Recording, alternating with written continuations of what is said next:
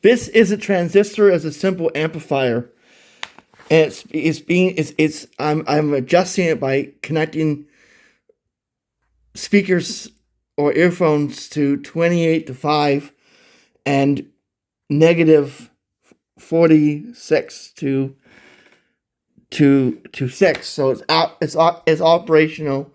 It acts as a simple operational amplifier or a simple transistor. Not operational amplifier, simple transistor, power transistor with one transistor.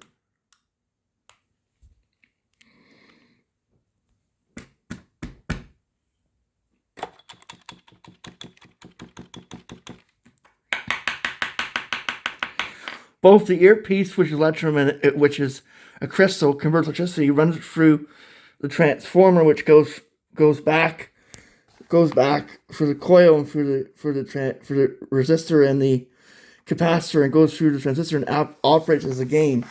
Original signal, amplified, and saturated. So it can be a very highly saturated signal. And when I speak, you get this result too. Woo!